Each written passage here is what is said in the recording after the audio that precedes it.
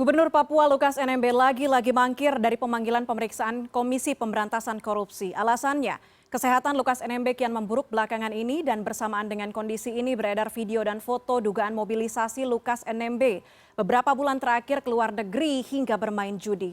Lantas, bagaimana mengurai benang kusut penanganan kasus dugaan korupsi orang nomor 1 di Provinsi Papua ini? Kita bahas bersama dengan Kabiro Umum dan Humas PPATK Muhammad Novian. Pak Novian, selamat sore. Selamat sore.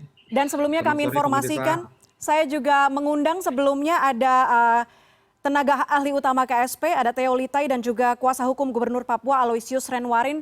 Namun sayangnya dua narasumber lain belum bisa hadir dalam diskusi kali ini. Pak Novian, langsung saja, kalau melihat video dan foto yang beredar diketahui atau diinformasikan Maki itu terjadi pada pertengahan tahun 2022 antara Juni sampai dengan Agustus 2022, sementara diketahui ada perjalanan berobat begitu dari Desember 2021 sampai 2022. Apakah PPATK mengendus ada transaksi mencurigakan di waktu pertengahan tahun 2022 terkait dengan video atau foto yang beredar tersebut?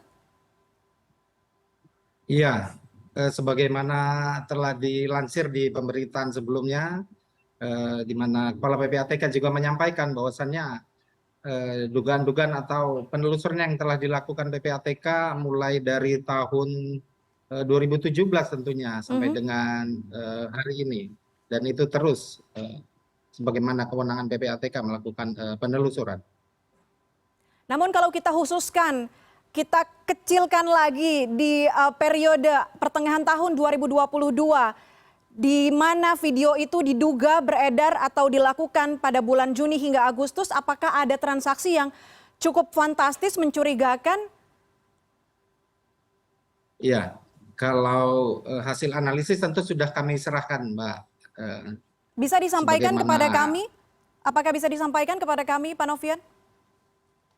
Iya, kalau untuk detailnya itu tentu kami ada batasan di ketentuan maupun di PPATK. Namun tadi yang pasti sudah disampaikan hasil analisis terkait dugaan-dugaan transaksi yang dilakukan oleh Gubernur Papua. Oke, Pak Novian, PPATK melaporkan bahwa sebanyak 560 miliar disetorkan ke kas kasino. Ini dari penelusuran PPATK, kalau disebut oleh kuasa hukum dari Gubernur Papua, ini adalah dana pribadi. Betulkah ini dana pribadi atau justru bersumber dari dana lainnya? Ya, kita lihat nanti di pembuktian tentunya, Mbak. Kalau dari kacamata pencucian uang, itu uang berasal dari mana, ditempatkan di mana, kemudian digunakan untuk apa, itu merupakan rangkaian dari penelusuran itu sendiri. Artinya apa?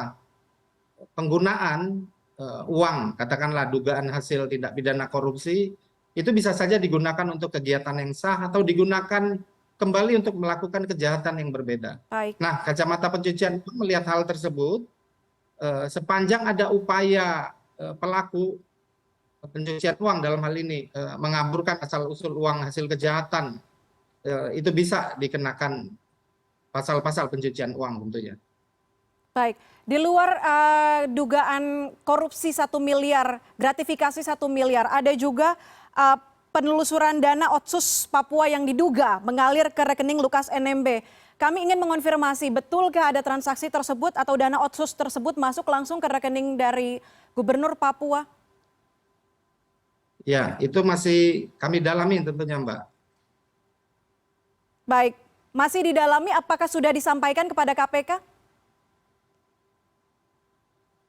Nanti kalau sudah ada hasil analisis, tentu sebagaimana kewenangan itu akan disampaikan. Saat ini masih kami dalami. Oke, sejauh ini laporan seperti apa yang sudah disampaikan ke KPK? Tidak perlu detail mungkin, apa garis besar yang sudah disampaikan kepada KPK? Ya, dari 12 analisis itu ada dugaan tindak pidana, dalam hal ini korupsi, Mbak. Dan hasil analisis secara lengkap, artinya dari mana dana tersebut bersumber, bagaimana caranya keluar, dan juga digunakan untuk apa, tergambar jelas di hasil analisis tersebut. Berapa besar angka transaksi yang dilakukan mungkin dari hasil penelusuran PPATK sejak 2017 sampai dengan saat ini yang mungkin mencurigakan angkanya di luar LHKPN, betul? Ya kalau angka persis kami belum dapat data yang terakhir karena ini terus bergerak. Kalau data LHKPN itu tentu menjadi pembanding bagi kami, Mbak. Sebagaimana profil seseorang dari sisi penghasilan maupun dari sisi kemampuan dia melakukan transaksi atau kemampuan finansial itu akan kami lakukan perbandingan.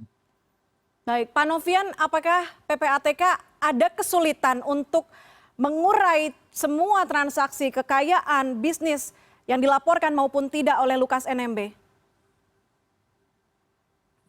Kesulitan secara teknis hampir tidak ada, hanya saja mungkin waktu terkait dengan koordinasi berbagai pihak stakeholder dalam hal ini, bisa pihak pelapor maupun pihak aparat penegak hukum. Baik, dengan mangkirnya Lukas NMB untuk ke KPK, ke gedung KPK untuk pemeriksaan, ini juga menjadi salah satu kesulitan PPATK untuk mengonfirmasi dana-dana atau transaksi yang mencurigakan?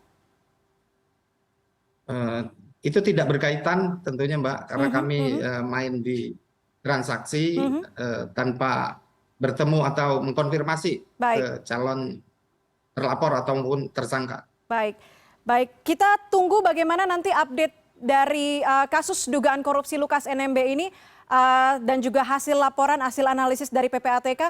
Pak Novian, terima kasih banyak sudah bergabung bersama kami di CNN Indonesia Newsroom. Kabiro Umum dan Humas PPATK Muhammad Novian. Selamat sore. Selamat sore.